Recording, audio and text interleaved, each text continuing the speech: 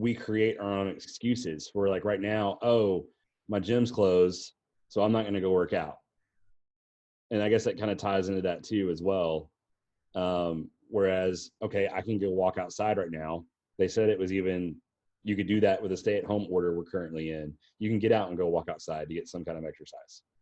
Right. Well, that, that gets kind of into the excuse category. We're looking for reasons to not be able to do it, or a victim. There's, someone like you and I, we're going to find a way to make it work. There's two terms in psychology. One is called an internal locus of control, which means that I have complete control of everything I'm doing. I'm responsible for my success and I'm responsible for my failure. You acknowledge that.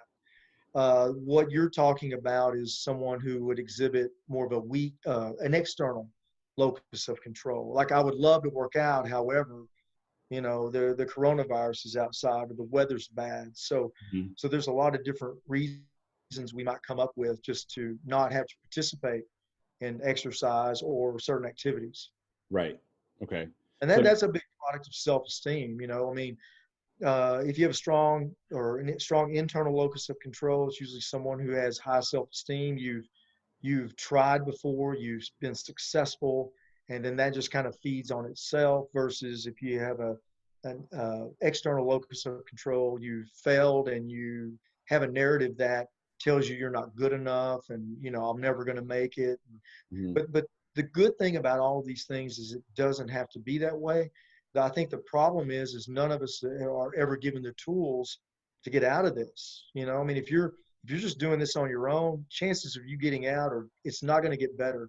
We're going to compound it and make it worse because, as I said earlier, it's counterintuitive. We think the thing we think we should do is actually the thing that's making it a bigger problem. And so I think it comes back to what you were saying, kind of the internals and externals that we can control or we can't control. Right. If I can't control it, I'm going to let it go. I'm going to let it move on.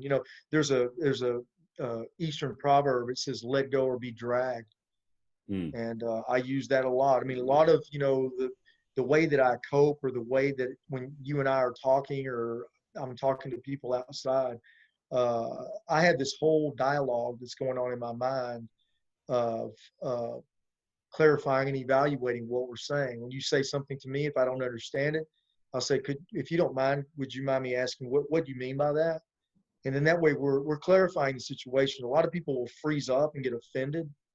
And then you're walking around for 2 or 3 days thinking that, you said something which you didn't really mean, but I didn't give you an opportunity to clarify that. So communication is very, very important. And also the internal dialogue. We've got to get more in touch. We've got to be more concerned with the thoughts, the words, than the words themselves. Now that sounds kind of confusing, but we've got to go a little bit deeper and understand truly what someone's trying to say, and truly understand my current understanding, my perception of what is happening right now.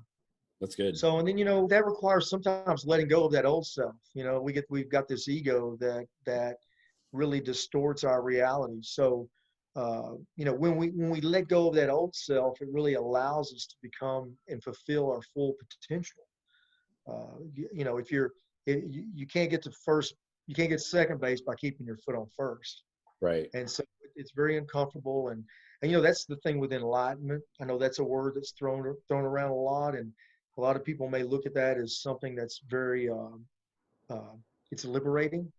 But it is very liberating. However, going through the enlightenment process it's a very destructive, ego-crushing process where it's almost like a resurrection where you die of the old self on your way to becoming a new self. It's very important. But I just, I think that people need to know that, and I'm not at all trying to minimize what's occurring in today's society, but we are overreacting. And we should be concerned, especially if you're compromised. I do believe that if you shouldn't be going out if you're compromised, and somebody should be going and buying your groceries. So there's a lot of things that we should be doing. But if you're 20 years old, you should, or 30 years old or 40 years old and healthy, I think we need to maybe lighten up a little bit, ease up on ourselves, not be concerned about where we're going, but just add all this stress and anxiety to what we're experiencing. Right. Because I mean, it's like I'm 34 years old, but it's in my control to make sure I'm washing my hands or who I'm around. Absolutely. Yeah. I So, mean, yeah. Control the controllables. mhm, You know, we're doing things now that we should have been doing anyway, such as washing our hands. right. You know, maybe this will, maybe doing things to increase our immune system. You know, those things are in our control. And, it's like 9/11. If you think back to 9/11, we were all in this together for about a week, and then we kind of fell right back into our old, you know, me type mentality. Right. So, hopefully, uh, you know, pain or fear creates change. I mean, it really does. Without pain, we don't change. Hmm. If you touch a hot stove, you more than likely won't touch it again. Right. So, I like to think that there's good things that will come out of this. And I do hope that there will be some more, maybe introspection and personal hygiene, personal health things that we can do so that when we do experience these things again, because we will, Hmm. hopefully we'll be better prepared to do so.